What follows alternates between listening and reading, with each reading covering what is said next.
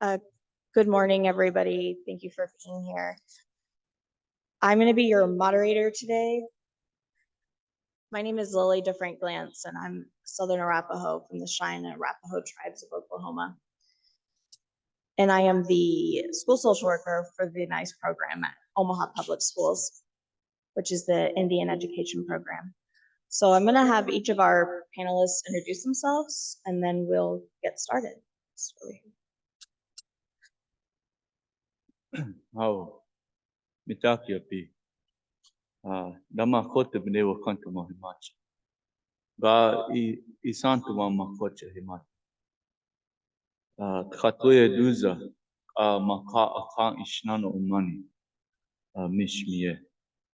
My name is Steve Laverie Jr. I come from the Isanti Dakota people as well as the Ponca people, and I am the executive director of the Lincoln Indian Center. And I am happy that you're here.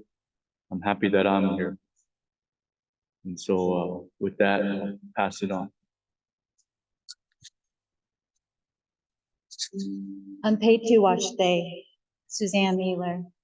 I am from the Rosebud Sioux tribe, Suchangu Lakota, and I've actually been in Lincoln, Nebraska for 19 years. Worked for the Ponca tribe of Nebraska, specifically Ponca Health Services. Thank you for being with us today.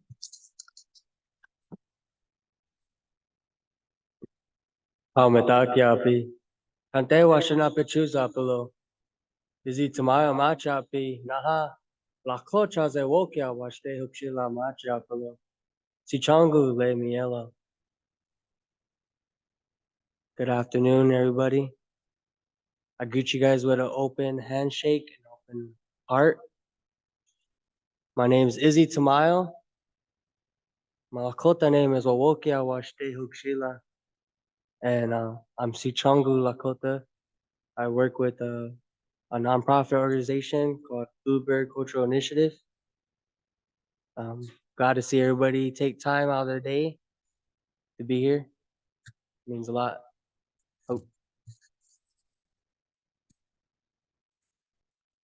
So the topic for today's meeting is being an American Indian in the 21st century. So we all kind of sat down together and came up with some topics and things that we want to talk about. So we'll keep it pretty informal. But I want to start with the phrases and the terms that we call ourselves as Native people. It's a question that comes up a lot whenever you speak with non-Native people, and everybody has a different conception and preference about those types of things, but I'm going to hand it over, Rita. Okay. All right. So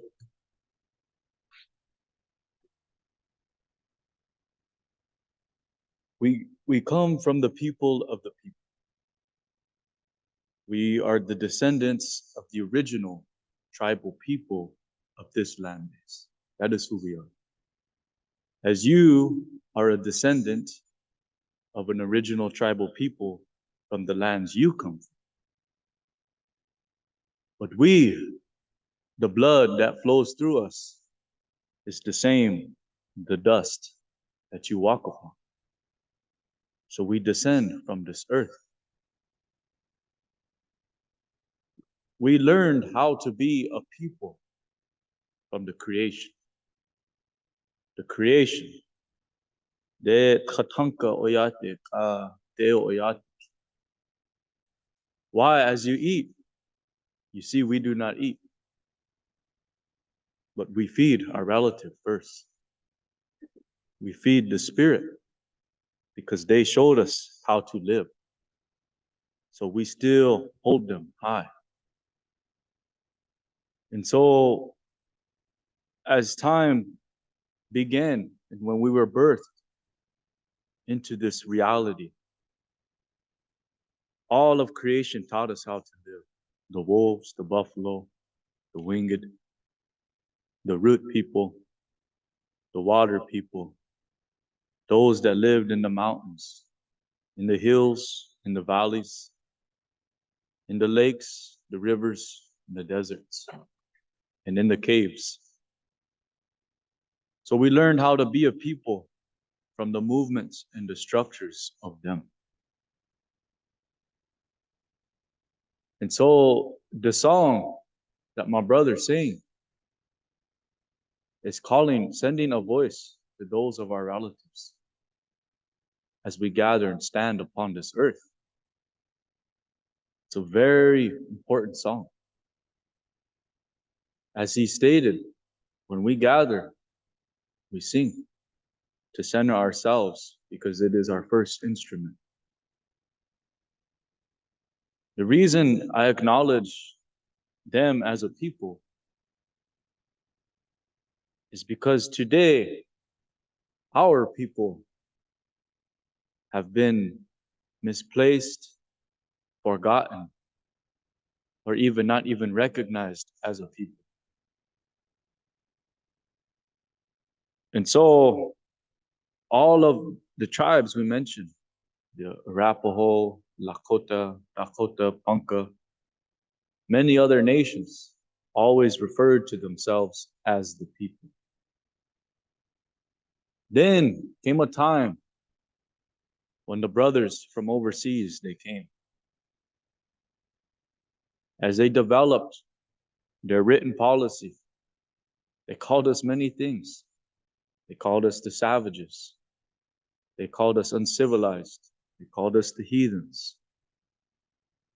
Then they called us the Indians. And they called us the tribes. Then they wrote the treaties. Over 370 treaties made. In those treaties, we are identified as two terms: the American Indians and the tribes. When the treaties were made, it's two parties, two equal groups of people. And when they designed their United States Constitution, these men, they gathered in a cabin. And they stayed there for many days writing this Constitution, how it's going to be, how the people are going to live under that.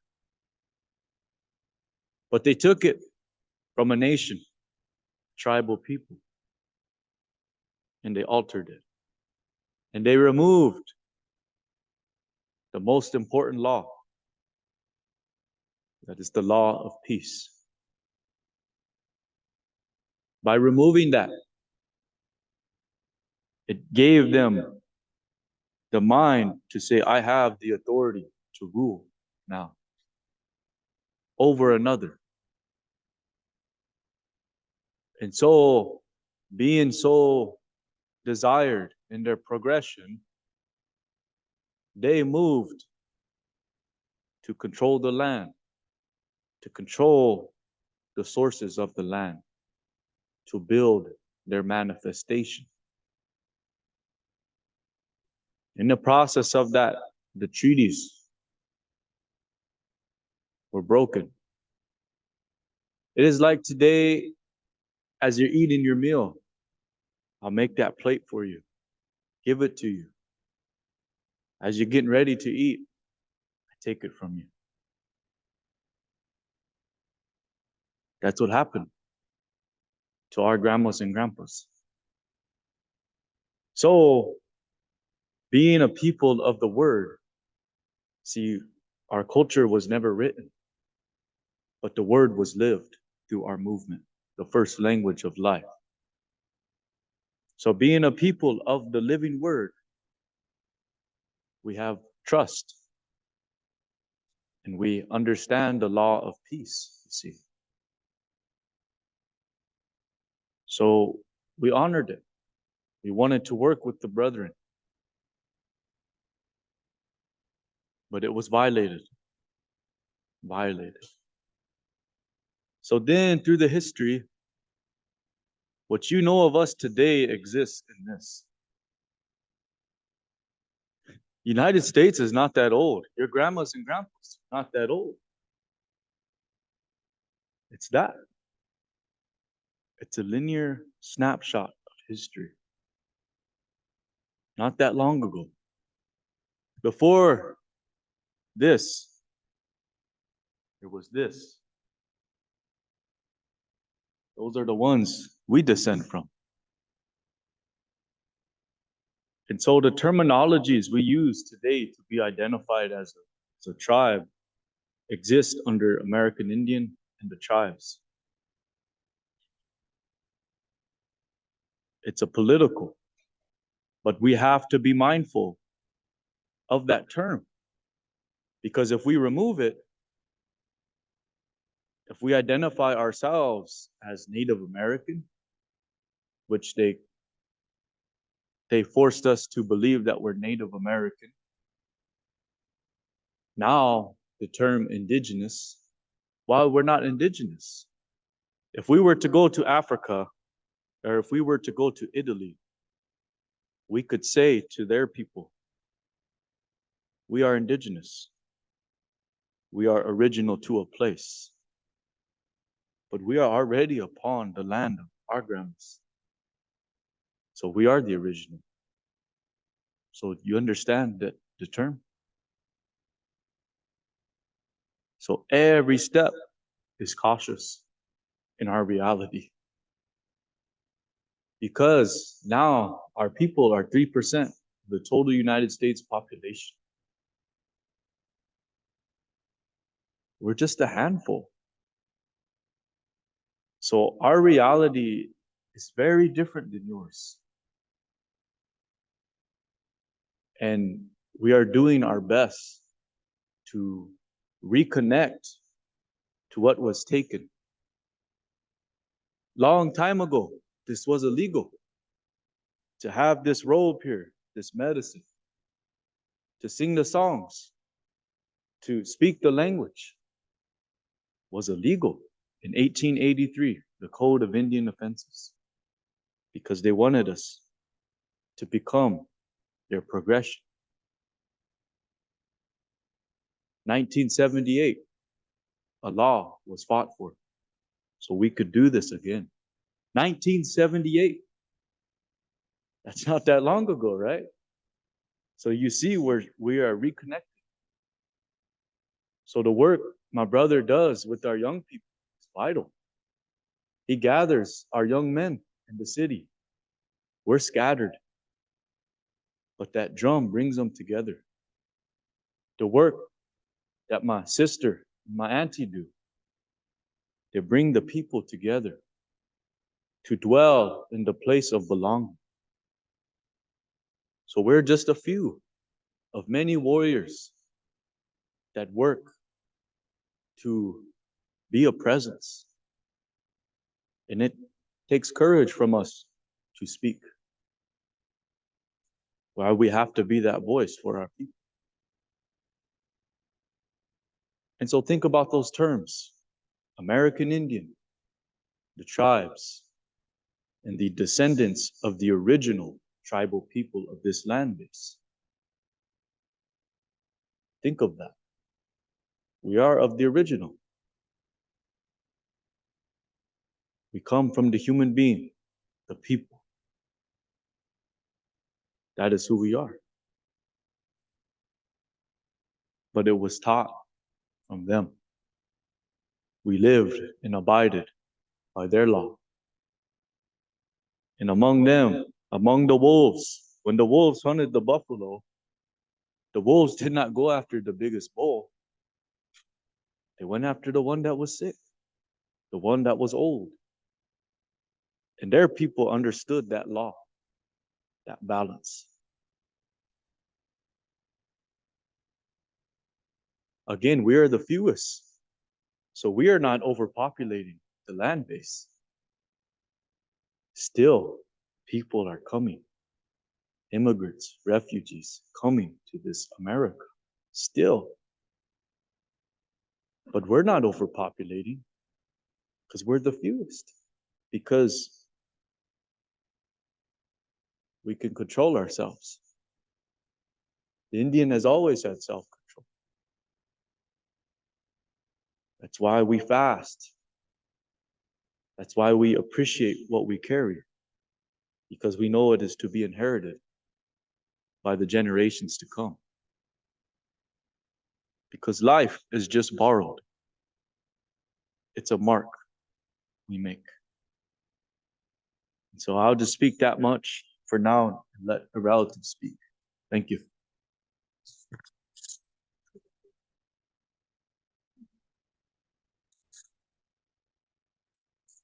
So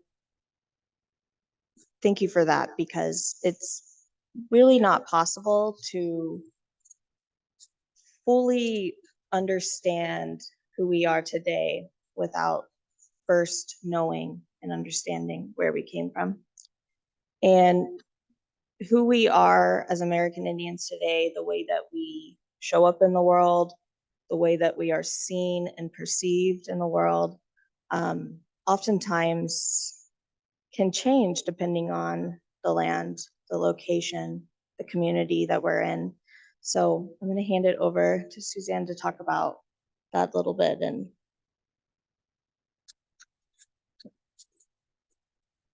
So I kind of wanted to talk about, my upbringing. I did not grow up in a traditional home. I lived 11 years of my life in a rural farm town. Our family was the only minority family in that town. And so as a youth or a young child, it was really difficult for me to be proud of who I was, because I wasn't able to, I guess I would say that I didn't have that culture aspect within me. And so when I was in 11th grade, we moved to my mom's town, Rosebud. And so moving there from my rural farm town to the reservation, I'm not gonna lie, it completed me.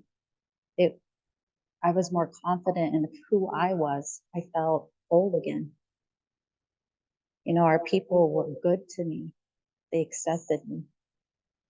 So I look at our youth kids today. I didn't have the NICE program. I didn't have Indian education growing up.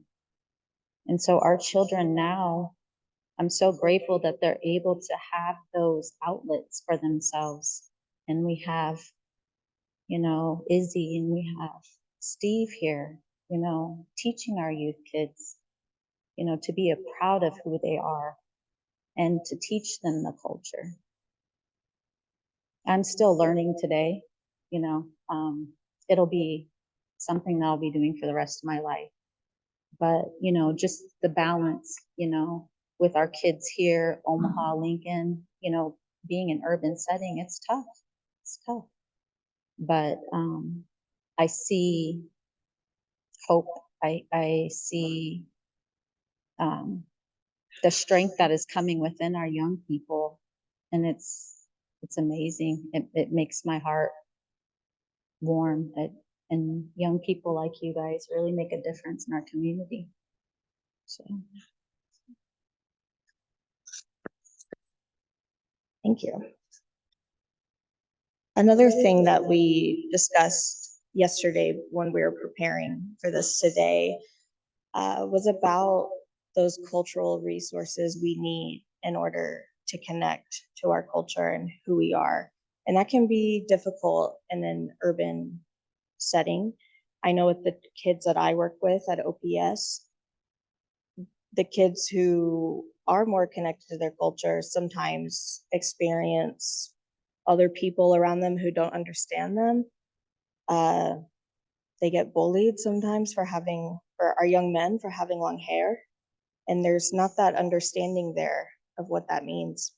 So I was hoping that Izzy could talk about the importance of having those cultural resources to tap into, and your experiences of working with the youth and the work that y'all do over at Bluebird. Oh, Matakiapi. First of all, I have to address that word Matakiapi means relatives in our Lakota language. So I see and greet you guys all as relatives. Because as Native people, as Lakota people, we address each other as with kinships. We don't look down on each other. So I wanted to address that before we continue. You guys are our relatives today. So to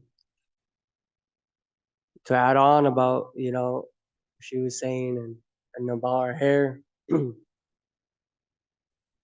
Now I grew up back and forth from Rosebud, the reservation for our people, and back to here in Omaha.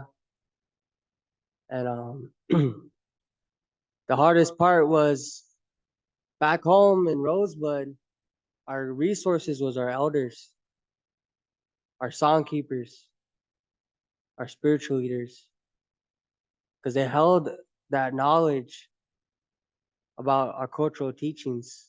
They passed it down. Our people and all indigenous people around the world, they passed down their teachings with oral teachings. Like my brother here, GA, we call my big brother here. He mentioned earlier that we don't write things down. It's all in here and here. And then the trees, our relatives, four-legged winged relatives, all of them, they held this knowledge. And even our eons, our rocks, our grandfather rocks, they bring a lot of knowledge. We utilize them. And so growing up in that setting, in that environment where we learn from the environment around us every day, we worked with the sun. We would do as much as we can when there was sunlight. We greet the sun every morning. There was that time in the morning when everything's silent, but the sun is just coming up before the birds are even awake. And that was a time for our people to pray. The Creator, we acknowledge that time that the Creator has set for all living beings, where everything's silent to greet that morning star. And then, so going from that, growing up, to always coming back to the city, the urban society, it was difficult. Even our own people here in the city that grew up here, they don't understand that importance and in how powerful it is to just pray every day, to greet the Creator and greet the day, give thanks. And so when I would walk, going in school, walk and down the halls, and I carried myself very proudly. I had longer hair than I do now. I always had it in braids, or it was always kept nice, because my grandmother always say, you present yourself well because you represent your family. So when you leave this household, when you go in public, can't be looking unshika. We say, real messy haired, like you gotta, have your hair combed and braided. So I tried my best to. I was about in third grade. I learned how to braid my own hair. So going to school in the city, at the time, man buns wasn't a thing. So I mean, it wasn't popular. You know what I mean? So I was the only one with long hair and my brother. And I remember there was times where my younger brother had actually had someone cut his hair off in school. And you know, it really discouraged him and made him really heartbroken. And you could see it because my brother and I, we grew up together. We grew up learning our Lakota ways. And so he understood that importance of why we have our long hair. The reason why our people would have long hair, from my understanding, was one, it was a way for us to connect with Wakantanka, our creator. It was another way of us spiritually connecting with everything living here. And another reason is they would say that it gave us more confidence. So when we went into war, we always braided ourselves up. We always wore our braids, ready to die, looking our best. But it gave us that confidence to, you know, to give it our all. And every day, that's why looking back to it, I think about what my grandma always say: braid your hair when you go somewhere. But it also helped me always have confidence, carry myself, very highly, because our people survived a lot.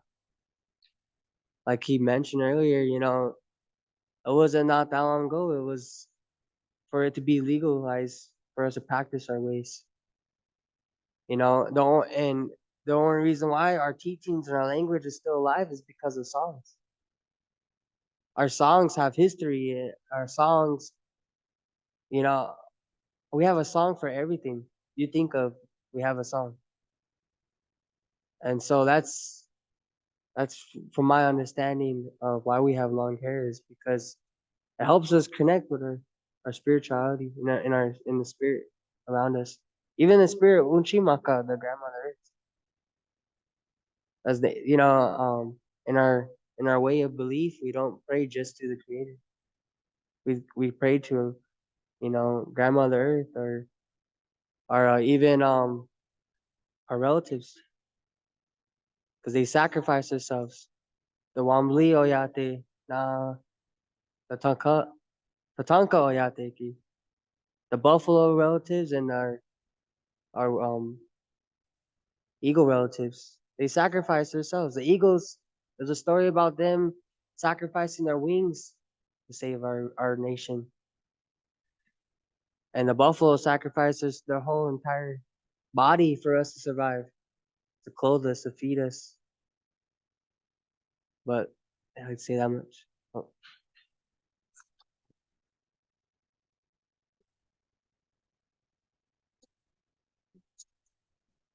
I just want to check in and see how we're doing on time. Sure.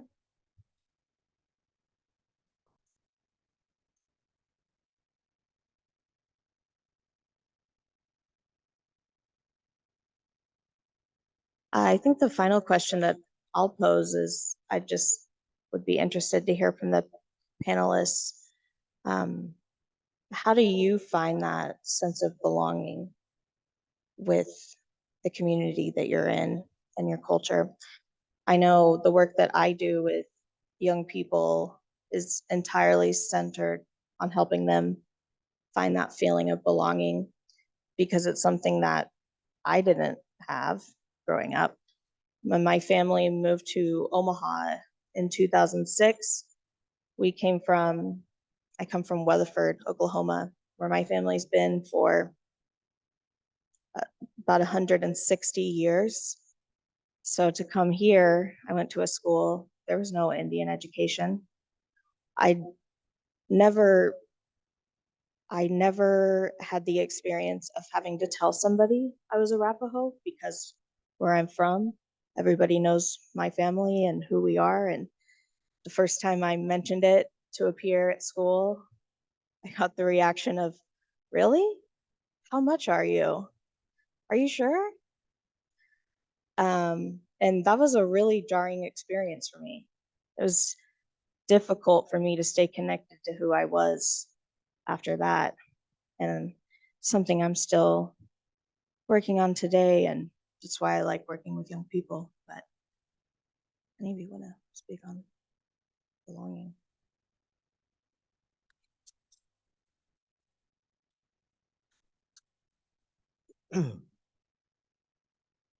And so it's intimacy. Belonging is an intimacy. So the culture we come from is foundation, like my brother and my auntie and my sister said. It's in relationship. The relatives, as he said, you are invited as a relative.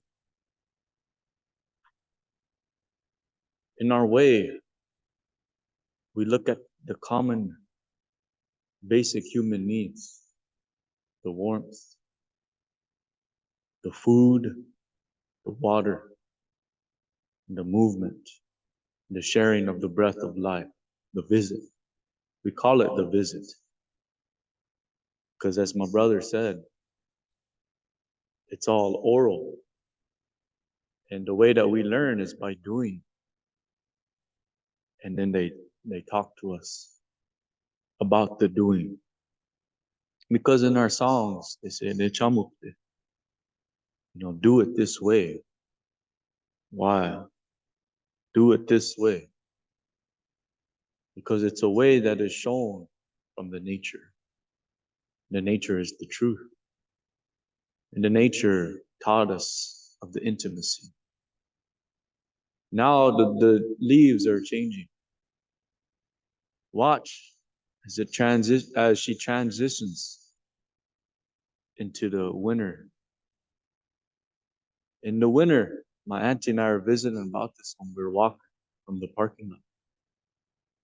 In the winter time, naturally, we are to be still. And our people understood this. So when the snow began to fall, we went into our nests.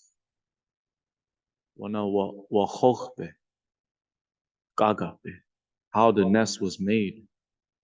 And our family would sit inside that, also known as teepee, earth lodges, so on and so forth, our homes. Today you have an apartment. Today, maybe you live in the basement. Today, maybe you rent a room. Today, you may live in a townhome or your own home. That is your nest. There, you know the intimacy I'm talking about. The closeness that is shared between you and your loved ones. How that is activated. The communication. The integration of the communication of the relation is the belonging.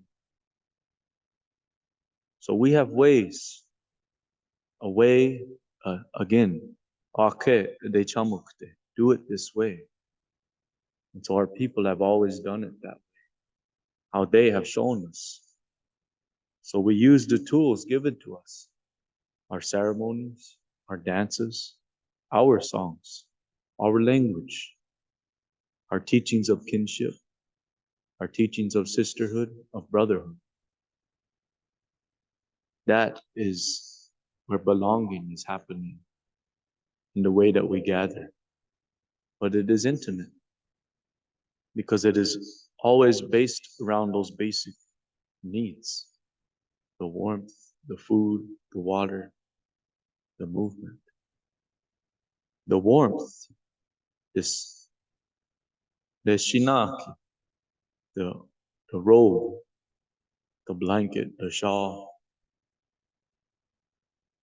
Our people wrap themselves in this. On the outside, sometimes designs were painted. Maybe quill work from the porcupine, of the colors, of the designs, and the dreams of that individual or that family.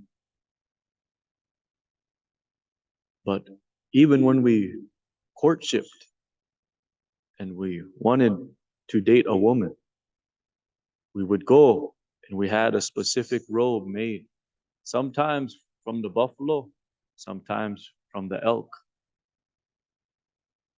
Because the elk in our culture represents love. And so a young man would go and stand outside the nest and snort like an elk or a buffalo and stomp like the elk and the buffalo. And then when that woman came out, the grandma or the mother would come out as well. And she would sit there. And the man would open the robe and wrap the young girl in that robe. And they would put their heads together, sharing the breath of life. He would tell her of the life that he could give her. right there in front of the grandma. And then when the grandma decided it was time, pull on that robe. Then she had to go back. So he had to go back and prepare himself consistently to prove himself a man that could provide for the life of her. And so all of these things, these practices that we have, that's where belonging is. It is in the intimacy, you see. And we are so rich in that beauty as Indian people. We do not need much, just each other. And we always have a good laugh, you know, a good meal. And we sing, and we celebrate life. So pay attention as the great white blanket comes, telling you, sharing with you to rest. But look outside, you're going to see the birds. Those birds are going to be huddled closely. Keep warm. In the nest, the home, the birds, intimacy. You see, it's not hidden. It's the truth. And the truth resides in her, the nature. And so that is where all of it comes from. Even how we are, even the people that you descend from, understood that at one time. And so today you come. Why the Indian people, we have a way. We have a way. But our way is to encourage you to walk away within yourself. You can walk with us. We will do as it is said, do it this way. But then, as you awaken that memory, you're going to go to the land. They're going to ask you to return and drink from those holy places you were birthed from. See, we have it here. We have our mountains we go to. As my brother said, we move. We work with the sun. We move with the moons. We travel upon the earth and drink spiritually from the mountains, the lakes, the rivers, deserts, valleys. So we never had to build anything. We just had to be with it. And that's the belonging. You know.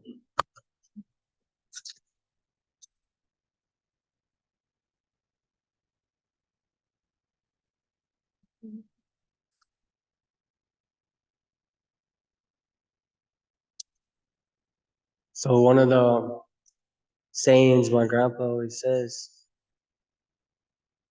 the most important thing you can give is your time. Because that's something you can never take back. For us as Native people, we cherish that highly. When you take your time to come and understand why we do things a certain way, why it's important to us. Your time that you share with us shows that you care, like how you guys are all here today. And so what helps, from my experience for myself and seeing my youth progress, the more they learn about who they are, the more they connect with their cultural identity, is just prayer. When they learn to pray in their language, they connect. When they learn to introduce themselves in their language, they connect. Reasoning why? Our culture is our language. Our language is our culture. It holds in our language, it holds a deeper meaning than what we can translate it in English. Every word that we say can mean something in 10 different ways. And so with our youth, when they express themselves through my classes, when I work with my kiddos, they can have a hard day, a hard time at school. A lot of them get bullied. Maybe 2 out of 16 kids that I work with have short hair. The rest have all long hair, males. And just recently, there's been these 2 brothers, they have really long braids. And they got made fun of a couple weeks ago. Where they didn't react at first, because I tell my boys don't ever react to that. To, search and seek out for help from someone else, adult, But these kids kept pushing them.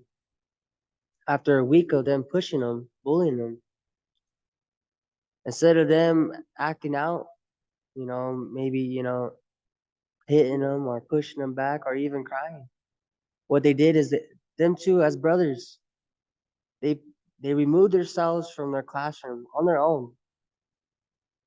They told their teachers they were going to go to the bathroom. And what they did, they went outside and they sang the first song that I taught them.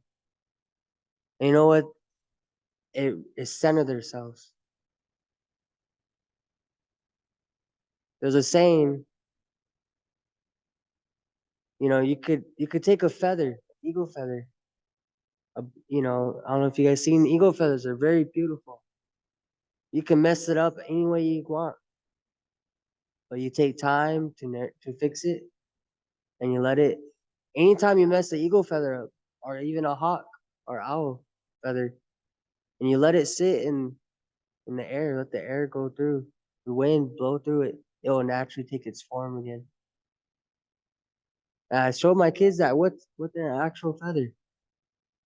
That when you have hard times and you feel like you can't control your emotions, remove yourself and breathe in this air. Pray. Center yourself. Because this air, these songs, and these prayers will bring you back. It will recenter yourself so you can control yourself. And you can speak in the right mindset instead of out of anger or pain. That's just from my experience with my kids, some of my kids, and my own personal experience. It helps me with everything through life. I was drug and alcohol free, never drank in my life. And there's times where I felt like picking up that bottle because everybody around me does it, It's so normalized nowadays. But what gets me through it is I think, I tell myself, let's go set this drum. Sing this pain away. They say anytime my own chief will always tell us, anytime you have a bad day, hard day, sing a song. Even if it's not a song that you were taught, you can make something up. Our people didn't write it. We didn't write our songs down. Every day we will sing a song and create a song based on what took place that day. And so anytime, even when I lost my own chief, my grandmother, that was the hardest time in my life. And I've been homeless, and I didn't even think that was as hard as that.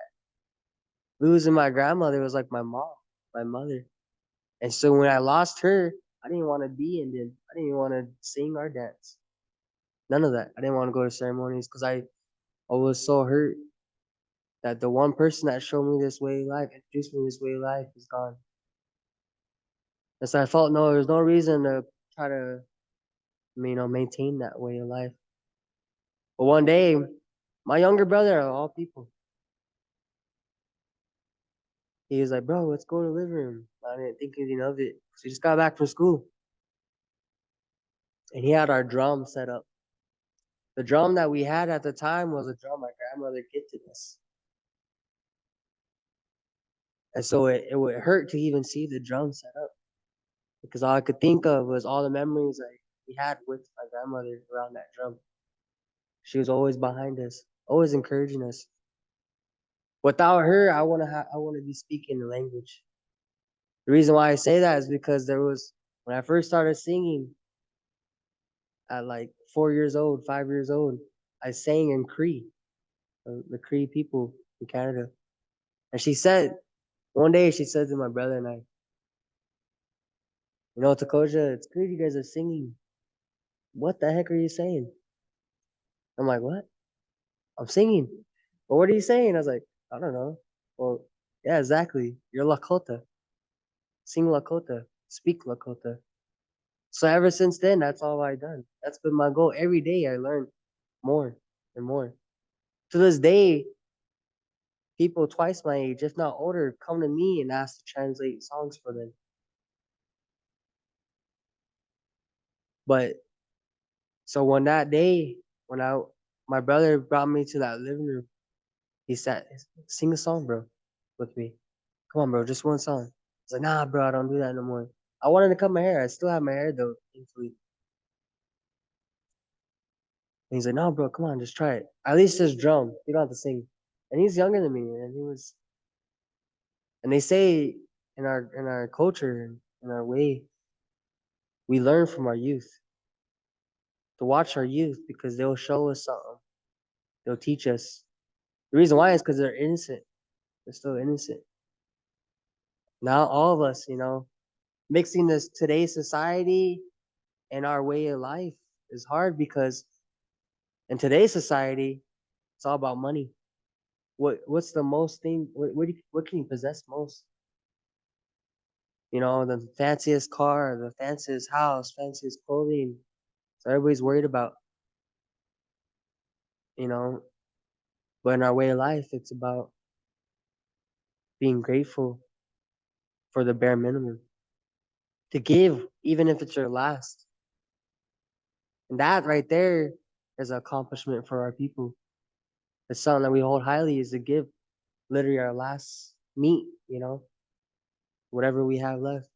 From my experience, our people will literally open up their homes, even though we are the poorest.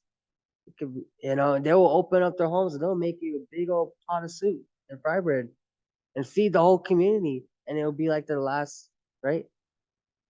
But they're not worried about how am I gonna eat tomorrow. They're worried about making sure everybody around us eats that day. We're focused on what's today and not, 50 years from now, are we gonna still have money in our pocket? That's why you don't see really too many natives retirement plan. But so when we started drumming, I just drummed on the rim, on the side of the drum. My brother was going to town. He was singing his hardest. I could feel it. And one of my teachings I was taught is whatever you feel in your head, your mind, and your heart, when you sing on that chancheka, that drum will feel that spirit, and that drum will feel it. And then if you're at a gathering, the people will feel how you're feeling. And so that's why I didn't want to sit down too. But it also helped me. By the second verse of that song, I started singing. I was humming with him because I was feeling his good energy, his positive energy he was putting out on that drum. It was making me feel good, made me want to sing something. But I still was hesitant, still was hurt. And while I was sitting at that drum, all I could think is picturing all these memories of my grandmother. And then by the third verse, in our songs, we sing 4 verses, unless we're told otherwise. So by the third verse, I was actually singing.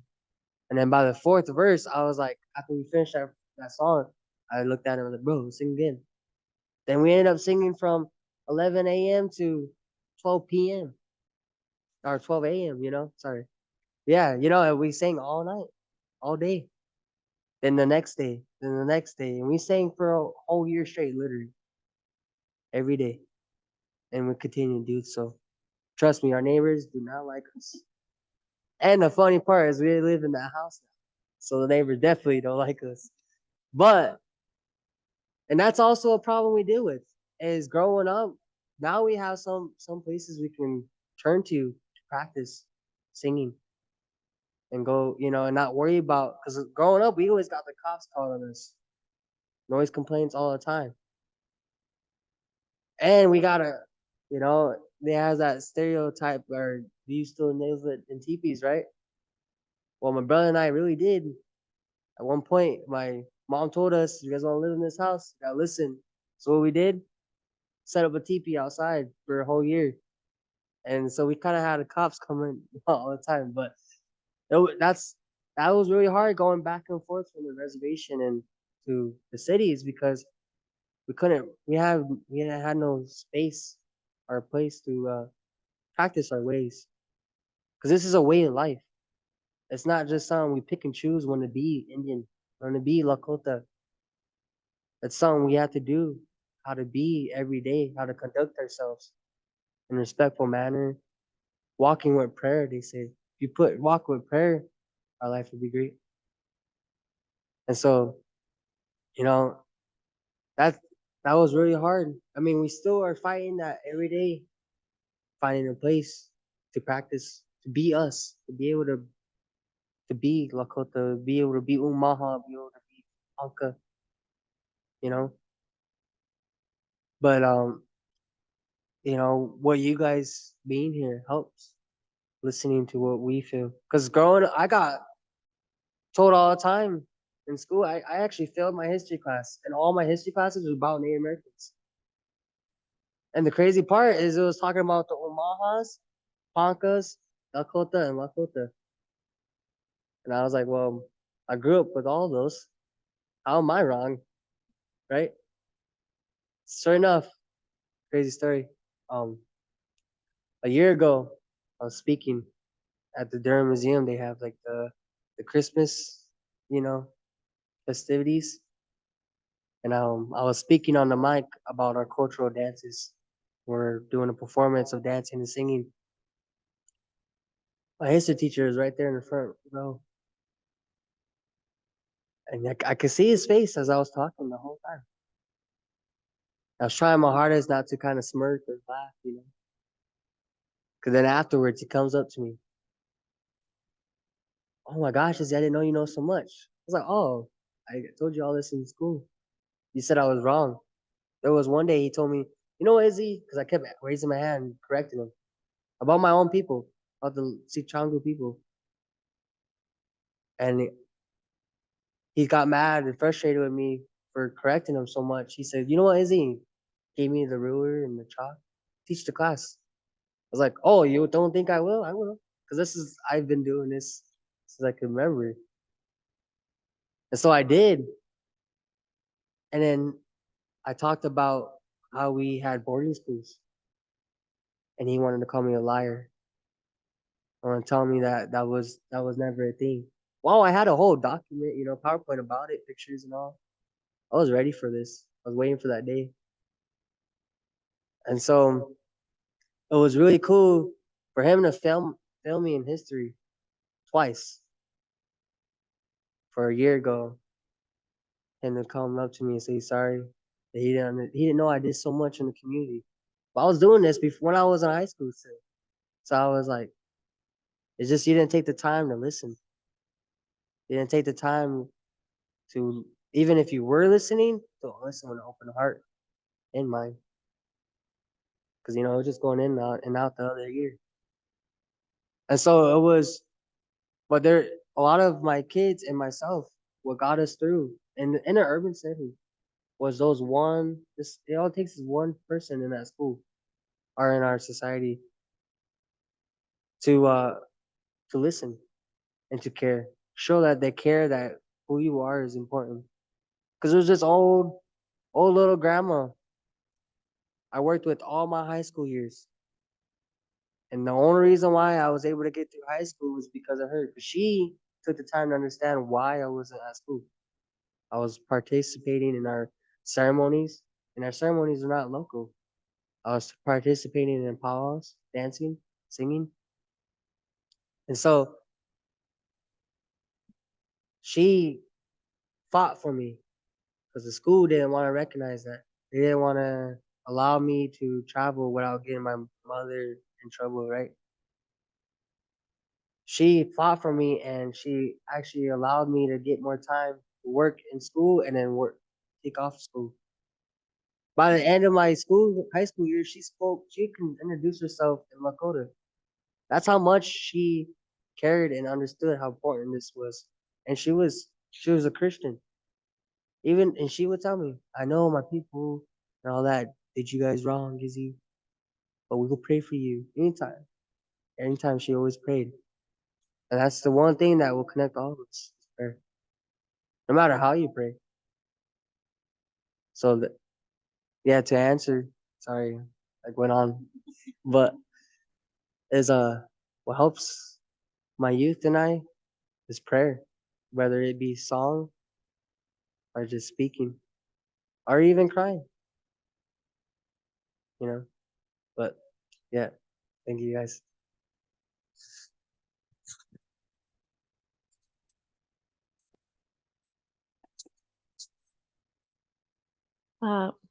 Thank you all so much for sharing with us. And for everyone that's here, everyone that's on Zoom, I appreciate your patience as we kind of started off with some technical difficulties. But I definitely wanted us to be able to hear everything that the panelists had to say. So we are getting close to 1 o'clock. We are not going to do the table discussions, but the good thing is you can have those discussions outside of this space, right? So Dom's actually going to, I think, still post the questions in the chat. We have some copies of those questions, but I would challenge you to continue this conversation outside of this space. I think with our last bit of time, we do have some evaluations on your tables. We would love for you to fill those out. And I do need to take a moment and just acknowledge our sponsors, the Humanities of Nebraska, National Endowment for the Humanities, Cox Communications, American Family Insurance, and the Lozier Foundation. And while you are filling out those evaluations, I am going to ask the panel if you have maybe kind of what is if people only remember one thing from this conversation, what is that thing that you want them to remember? What is your takeaway for everyone as they leave today? And we'll just kind of let you close us out with that while people are filling out those evals. About 10 minutes. Okay, let's do that. Thank you. If any of the folks in person or on Zoom have any questions, yeah, we'll do some question and answer time.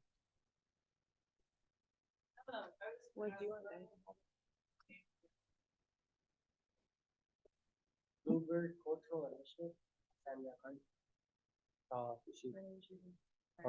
My nonprofit is Bluebird Cultural Initiative. You can find us on Facebook too.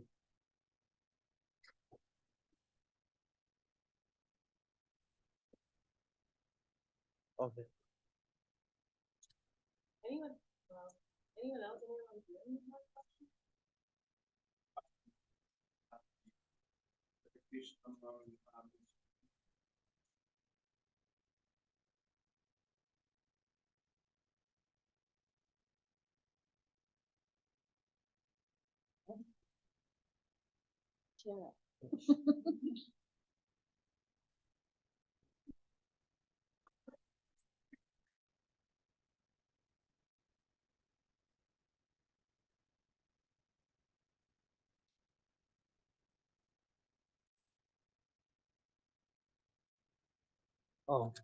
Oh, me? Anybody on Zoom have a question? We had Echo Hawk just shared in the chat, culture is resilience.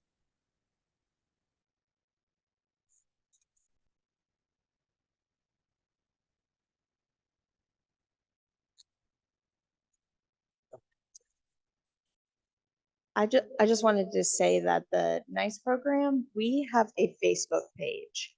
And if you follow that page, we will post about different events we have throughout the year. And we try to have 4 community events of the year. And those are open to the community. And so if you would like to come out and join us anytime, we would love to have you. We come together, we have a meal, we pray.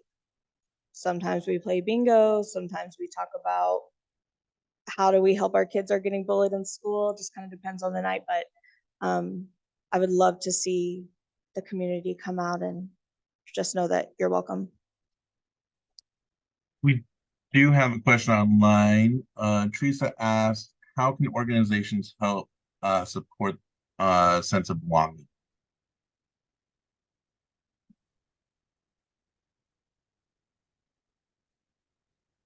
I would say the first step is to see us and listen, but see us first. That's a big part.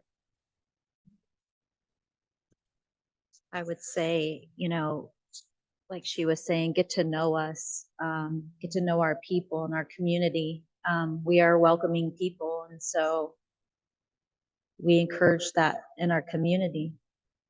And I think a lot of people don't feel like they're welcome, but they are. We're very, very humble, funny people. You would enjoy us. You would enjoy our communities. So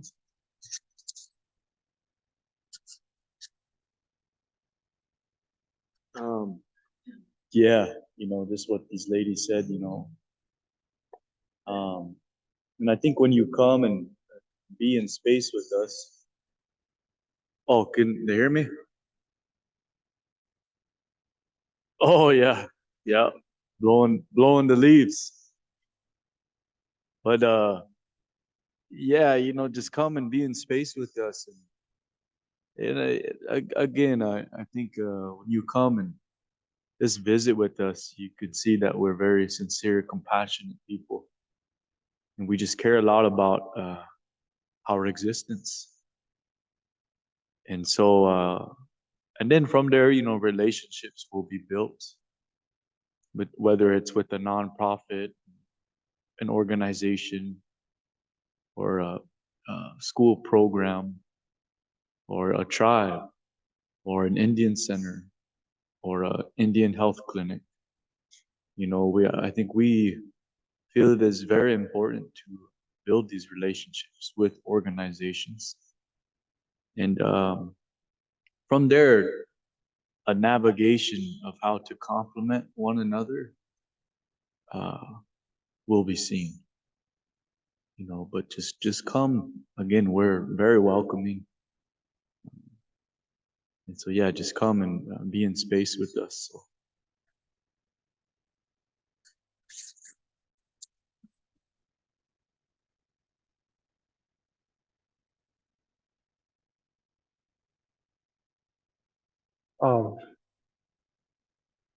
Good way too is I mean, money's nice to donate. No, I'm just playing. But no, it'd be good if you guys just like they said, share your time with us. I mentioned it's very important to us. It shows that you guys are willing to understand why our people do things a certain way and that we're still here. A lot of people don't recognize or even know that we're still here. I was at a gathering up in Washington. I met these people from India. And they were so amazed that we were dancing and singing to them. They said, in our history books over at our schools say that you guys are dead. I was like, oh, they, like, it really shocked me because I've always wondered how they teach about and talk about us overseas. And so to acknowledge that we're still here is the biggest message we want to, send across all Turtle Island, all across this, Unchimaka, his grandmother. You know, the biggest, it helps us when when you guys come and participate in our activities and that we do, because it helps us continue doing these things in an urban setting. It helps us show, the big people, the mayor and all them guys that we matter in this city. So you guys' support by just attending helps. But yeah.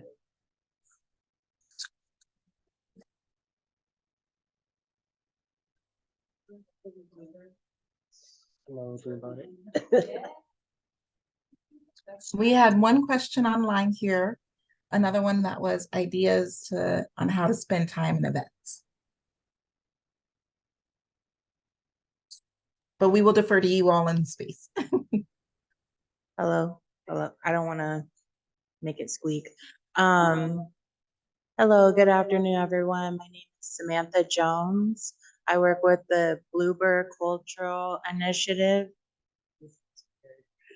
So I'm want to talk and invite you all to our conference November 1st at Metro Community College, the South Campus, the CAM building, room 120. It will be from 9 to 4, and that's a professional development workshop. And so we will be talking about historical and generational trauma, as well as having panels on the experience and working relationships with Native families in the medical healthcare field and the education field. And so some of our speakers that we'll have is Vida Stabler, Quentin Hinman, Lily, and forgive me, I do know it, I just can't think of it. So if you would like to register, the link is on the Bluebird Cultural Initiative Facebook page. There should be an Eventbrite link, and you can also search the Eventbrite website and then type in Native Journey, and all that information should be there. It's on November 1st, 9 to 4. It's an all-day workshop. We're providing lunch. So for natives, it's free, and then for others, it's 50. Okay, awesome. So thank you all. Oh, and also there is a round dance November 13th at Yates Illuminates. That's at 3260 Davenport Street. And we'll start there. You can arrive about 5:30 to 6, and that's a potluck dinner. So feel free to wear your skirts. It's a Rock Your Mocks event. So it's starting off the week for that.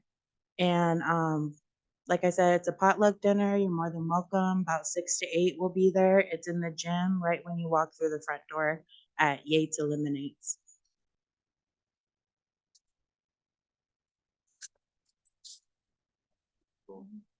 Is it Kahominy or round dance? Is it both? So the round dance. Oh, the round dance. Well, we have many dances, many social dances, but a lot of them originate again from the creation. The way that we move reflects their design. So some of the tribes have Kahominy. They have different dances they learn from creation. Rabbit dances, elk dances, owl dances. And these round dances, many of the tribes from up north, they had this dream of the round dance, right? But it represents, again, the centering of the heart. Because actually, in our original songs, the drum beat, very different, close to how our human heart beats. And so today, to reconnect, this is why our work is vital, because we're making these spaces for our people and your people to come and to make relations again. And so you share in the dance of life. We dance because in our way, our soul comes from the stars.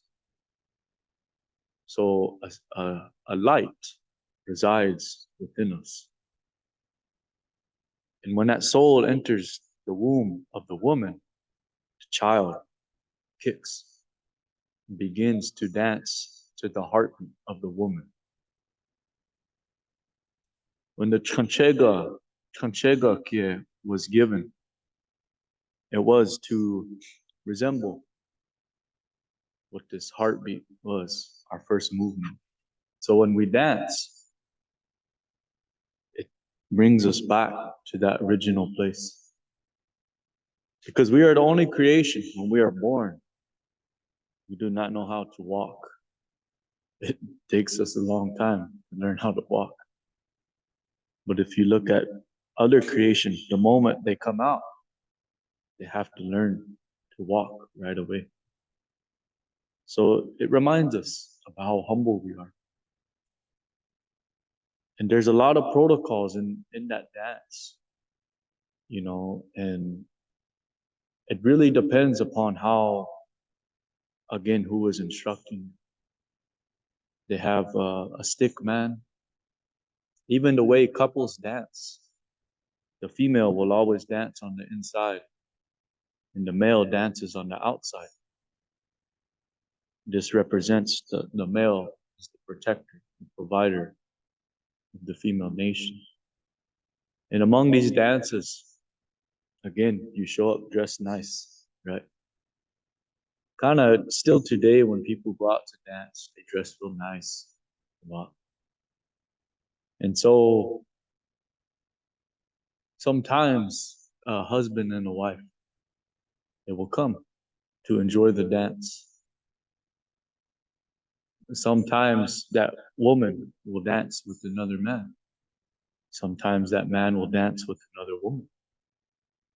So the dance teaches us to not have jealousy. See? So it brings us back to that wota kuya, that relationship. And so that's a little bit of it. Depending upon the singers, how many songs they're going to sing. Sometimes 4, sometimes 6. Depends upon the style of beat. Depends upon the story of that song. There's always an entrance song and an exit song in our ceremonies. And when you come, we leave the doors open. We don't close them. Because when the ceremony begins, the spirits come through that doorway. So all the doorways will be left open. And we'd always have someone burning the smoke. So that's a little bit about it. But again, it's to encourage, to reconnect to that original the original language, the first language, which is our movement. You must move to live, right? Your blood must flow to live. If you do not live, become still, and a clot will form, clogging the flow. So always in a movement, always going. It's the activation of the spirit, you know. And so this is a little bit about the round dance, kahomini. But again, when you go there and visit with people, they all have their own stories, which is the beautiful ways of our people. You know, there's spirits that come. Sometimes they show themselves for a reason. You may see something you never think you see before. And so these things are real, very real. It's a power They say you want to understand power, look up to the sky. Then you're going to understand why you are just a cell. So our people, your people, our people, were given ways to live as clean cells. That's why you come here to study to be a nurse. That's why you come here to study to be a doctor. You want to help the people to become clean, to become whole, right? So always remember your purpose of why you have come. It's the same we're taught in our culture. There's a reason, a purpose for why we do everything. There's a reason why the brother brought the robe. There's a reason the head of the robe faces the west. There's a reason we put the food there. There's a reason we put the medicine. There's a reason why a woman helps lay that robe out. Everything spiritual. That's the activation, the reconnection. So the round dance is one of our many dances. You know? So be good, come out, enjoy yourself, you know. Again, it's all welcomed. So come and be with the people. Be a good one. And they're gonna have a potlucks. That's even better. You know.